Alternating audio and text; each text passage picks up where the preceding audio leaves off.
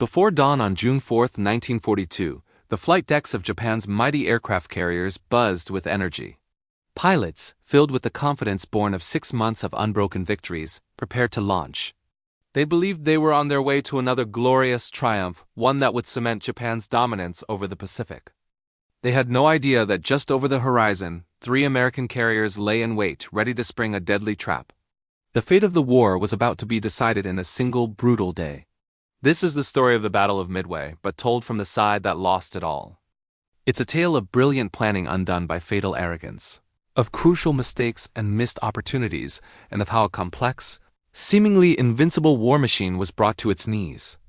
Our story begins not in the waters off Midway, but in the mind of one man, Admiral Isoroku Yamamoto, the commander-in-chief of Japan's combined fleet. He was the architect of the Pearl Harbor attack, but he was also a man haunted by what that attack had failed to achieve. He knew America's industrial might was a sleeping giant. The attack had awakened it, but it hadn't destroyed its most important weapon, the aircraft carriers. They had been at sea on December 7th, and Yamamoto knew that as long as they remained, Japan was not safe. He famously warned that he could run wild for 6 months, but after that, he had no confidence. His 6 months were almost up. The Doolittle raid did little actual damage, but the psychological blow was immense.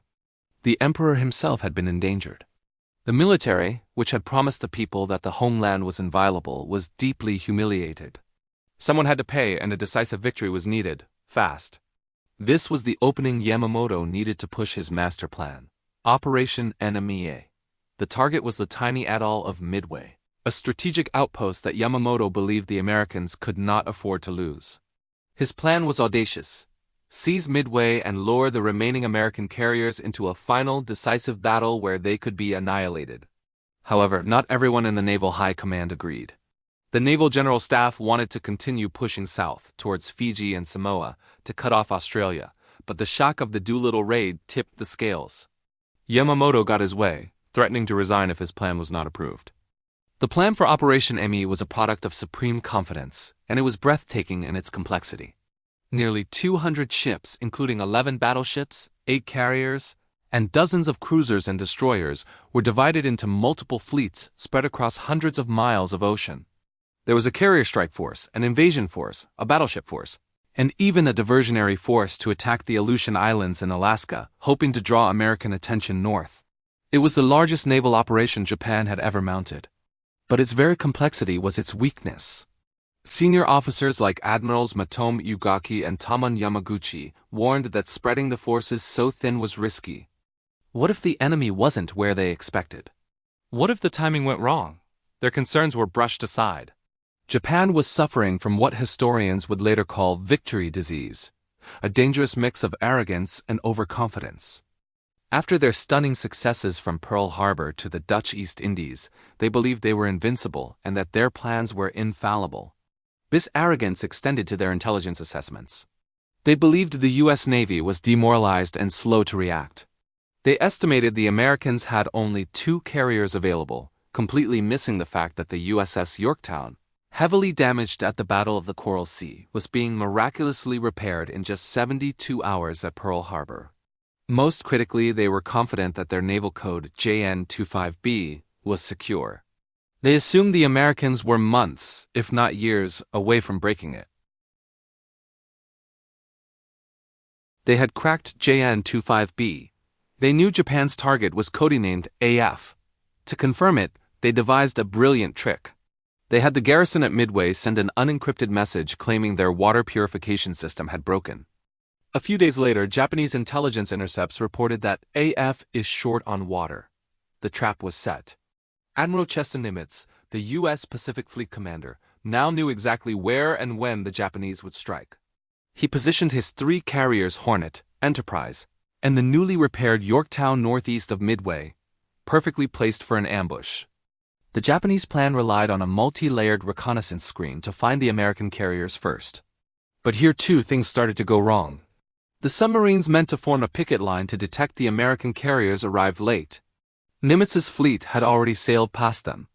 A planned reconnaissance flight over Pearl Harbor by long-range flying boats, called Operation K, had to be cancelled. because the French frigate shoals, the planned refueling spot, was now occupied by American ships. The Japanese fleet was sailing blind, completely unaware that the hunter was about to become the hunted. Aboard the flagship Akagi, Admiral Kiichi Nagamo, commander of the carrier strike force, felt a growing sense of unease. His aircrews were exhausted after 6 months of constant operations. There were also strange omens. Key leaders of the Pearl Harbor attack, men like Minoru Genda and Mitsuo Fuchida, were sidelined with illness. Nagamo himself had expressed private doubts about the operation's complexity. Still, the plan was in motion. As a diversion, the Northern force began its attack on Dutch Harbor in Alaska. But Nimitz, thanks to Rochefort's intelligence, wasn't fooled. He kept his eyes squarely on the real prize: Midway. At 4:30 a.m. on June 4th, Nagamo gave the order. With a thunderous roar, 108 aircraft Zero fighters, Val dive bombers, and Kate torpedo bombers rose from the decks of his 4 carriers and headed for Midway. He held back another 108 planes, half armed with torpedoes for ships, and half with bombs for land targets, ready for whatever came next. This decision to split his reserve force would soon have catastrophic consequences. Then came the first critical error of the day. The Japanese search plan was thin, and one of its most important sectors was to be covered by a scout plane from the cruiser Tone. But the plane, Scout Number 4, was delayed by a full 30 minutes due to a catapult malfunction. This single 30-minute delay meant it would fly right over the American fleet without seeing it initially, and by the time it did, it would be too late. While the Japanese were flying towards Midway, the Americans found them first.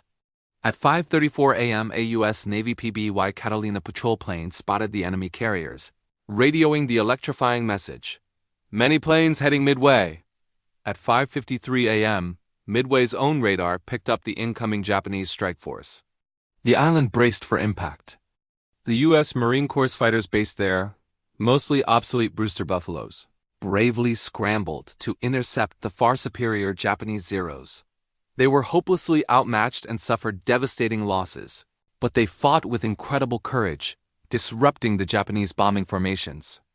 The Japanese bombers rained destruction on Midway's facilities.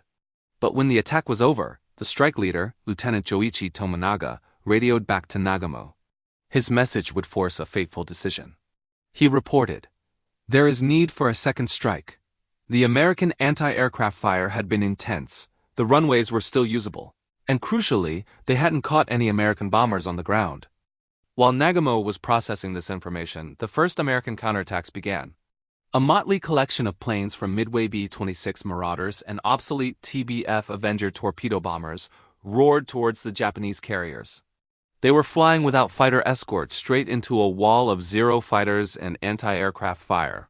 Their attacks were uncoordinated and pressed home with suicidal bravery.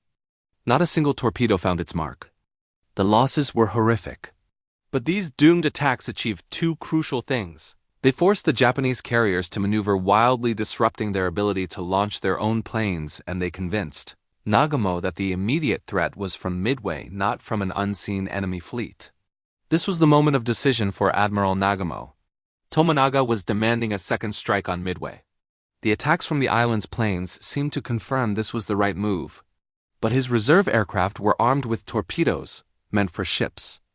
To attack Midway again, they needed to be rearmed with land bombs. This was a difficult, time-consuming process that would leave his flight decks cluttered with ordnance. As his crew began the frantic process of rearming, a new report would arrive that would turn his world upside down, sealing the fate of his carriers and changing the course of the war in the Pacific forever. Thank you for watching. If you found this perspective on the Battle of Midway interesting, please like this video and subscribe to our channel for more deep dives into military history. We'll see you in the next one.